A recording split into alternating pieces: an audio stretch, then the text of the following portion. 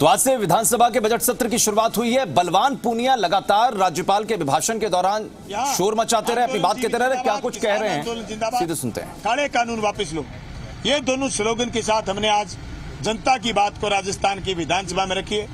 मैं आप तमाम साथियों को ये ब्रीफ करना चाहता हूँ कि आज पूरे प्रदेश की किसान को ये संदेश दिया कि हमको इसके लिए लड़ना जरूरी है और हम अकेले हो तो भी लड़ें, हम अकेले हो तो भी लड़ें। आज विधानसभा में जिस तरीके से और दलों के लोग बाद में मुझे कहने लगे कि हम भी आते, थोड़ा सा पीछे रह गए, पर मैं समझता हूं कोई पीछे नहीं है।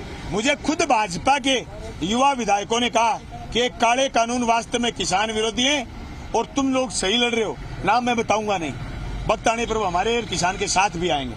मुझे पूरी उम्मीद है कि ये राजस्थान की विधानसभा जो चलेगी, इसमें प्रदेश के मुद्दों के साथ साथ केंद्र के इस मुद्दे से जिससे राजस्थान का किसान भी प्रभावित होगा, लूटेगा, राजस्थान का किसान भी मजबूती के साथ लड़ेगा, तो राजस्थान की विधानसभा में भी हम मजबूती के साथ लड़ेंगे। और मैं हर रोज किसान आंदोलन की बात उठाऊंगा, किसी भी रूप में, किसी भी मुद्दे के पक्ष में और किसी भी माध्यम से हर रोज किसान आंदोलन की बात उठाऊंगा। धन्यवाद। मैंने एक विधानसभा में प्रश्न लगाया, देश भर में नहीं, राजस्थान में महंगा। मैंने विधानसभा में प्रश्न लगाया और बोलने की बारी आएगी जिस दिन डीजल पर मैं बोलूंगा खुल करके। बिजली के दाम भी बढ़े हुए हैं, बोलूंगा मैं इस बात पर, कहाँ दिक्कत है। मैंने प्रश्न भी लगाया, मेरे प्रश्नों की लिस्ट पढ़िए आप। मैंने लगाया है कि राजस्थान में कोरोना के बाद बिजली के दाम बढ़े, सरकार वापिस ले। मैंने लगाया ये कि डीजल, मेरे पास हरियाणा है, मैं हरियाणा के पास में रहता हूँ, हरियाणा मेरे पास, हरियाणा में से राजस्थान में 10 रुपए सस्ता है। अभी थोड़े दिन पहले 2% सेस घटाया भी है, लेकिन ये भी ना काफी है। करेंगे हम बात, मैं ये भी बात लगाई है। मैंने गंगानगर में 100 पार कर चुका है, राजस्थान एकमात्र स्टेट है। मैंने ये प्रश्न भी लगाया है कि राजस्थान में भेदभाव क्यों है रेट में, राजस्थान में भेदभाव क्यों है। जोधपुर में इसके दाम अलग हैं, हनुमानगढ़ में दाम अलग है, गंगानगर में दाम अलग है। ये सारे इश्यू हम लड़ेंगे, लेकिन आज सबसे बड़ा जो इश्यू है वह किसान आंदोलन, किसान के पक्ष में, काले कानूनों के विरोध में हम मजबूती से लड़ेंगे।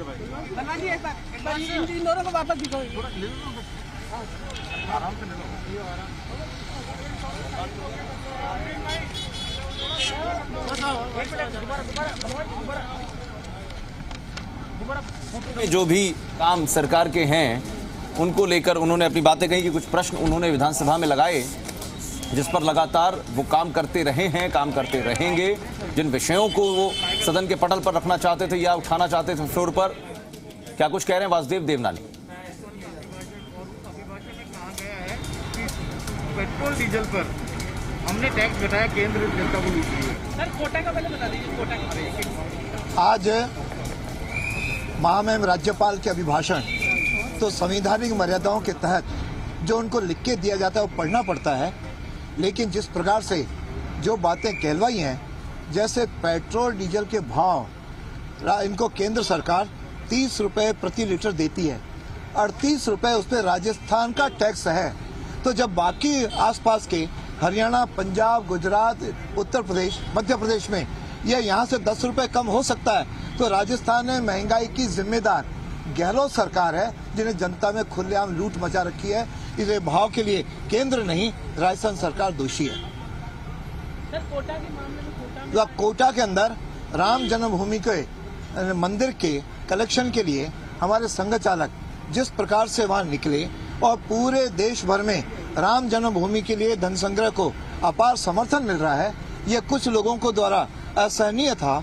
ऐसा राजस्थान के अंदर क्योंकि जहां पे कानून व्यवस्था बिल्कुल नहीं है, अपराधी फ्री हैंड घूम रहे हैं, और पिछले दिनों लगातार अशोक गहलोत सरकार के और उनके मंत्रियों ने आरएसएस, राम मंदिर, इसके खिलाफ जिस प्रकार का विषाक्त वातावरण बन रहा है, उस वातावरण से प्रभावित होकर के सिर्फ घटनाएं इंगित करती हैं। इस कारण से कल जो गोलीकांड हुआ है, बस इसकी जिम्मेदार भी राजस्थान सरकार है। तुरंत इसको गिरफ्तार तो उन्होंने 2 लोगों को किया है और गिरफ्तार तो करें, लेकिन इस प्रकार का वातावरण जो विषाक्त बना है उसकी मैं निंदा करता हूं। यह सरकार इस प्रकार के वातावरण से बाज आए, नहीं तो जनता इसको बर्दाश्त नहीं करेगी। कांग्रेस सरकार प्रारंभ से ही राम विरोधी रही है। राम का इन्होंने अस्तित्व को नकारा है। कपिल सिब्बल ने तो शपथ पत्र ये देख करके कोर्ट के अंदर कहा राम कभी पैदा ही नहीं हुए। तो ऐसी सरकार केवल ये एनएसयूआई या कुछ कर रहे होंगे, लेकिन कुल मिलाकर के यह सरकार राम विरोधी है और उस आधार पे आरएसएस के आरोप लगा करके यह इस प्रकार का सांप्रदायिक जो वातावरण बना रही है, उसके कारण से इस प्रकार की घटनाएं जो हो रही हैं, इसकी जिम्मेदार जैसा मैंने कहा कि राजस्थान सरकार के अशोक गहलोत सरकार है। मोदी जी पर भावुक हो रहे थे, उनको लेकर जिस तरीके की देश में एक सर्वश्रेष्ठ परंपरा है कि जब कभी राज्यसभा के लोग विदा लें तो प्रधानमंत्री उनके बारे में कोई शब्द कहें। यह मोदी जी की स्टेटमेंटशिप है, जिस पे उन्होंने गुलाम नबी आजाद की जो बातें थी उसकी उन्होंने सराहना की और भावुक होकर के उनकी आंखों में आंसू आए। मैं ऐसे कांग्रेसियों की निंदा करता हूं जिन्होंने इसको नौटंकी कह करके एक प्रधानमंत्री का अपमान किया है, उनकी भावनाओं का अपमान किया है, उनकी मर्यादाओं का अपमान किया है। इस तरह के लोग राजनीति में जो ओछापन दर्शा रहे हैं, मैं उसकी खुलेआम निंदा करता हूं कि जिस प्रकार से गुलाम नबी आजाद ने भी उनका सम्मान करते हुए जो वक्तव्य किए, वास्तव में वही है। और ये अंसारी जी को पूरा जवाब है, जिस अंसारी जी ने कहा था कि देश के अंदर मुसलमान असुरक्षित हैं, और कल गुलाम नबी आजाद ने कहा कि मेरे को गर्व है कि मैं भारतीय मुसलमान हूँ, मैं कभी पाकिस्तान गया नहीं, मुझे इस प्रकार का दुर्भाग्य नहीं हुआ। तो इस प्रकार की जो भावनाएं हैं, यह राजस्थान देश भर के अंदर मोदी जी के द्वारा जो सारे सबका साथ, सबका विकास, सबका सम्मान जो भाव है उसको प्रदर्शित करता है। इसलिए उन्होंने जो भाव अदा किए उसकी चारों मुक्त कंठ से सराहना की गई है। और ये भी शायद कांग्रेसियों को उनके गले नहीं उतर रही है, इनका जो ओछापन है ये इसको दर्शाता है।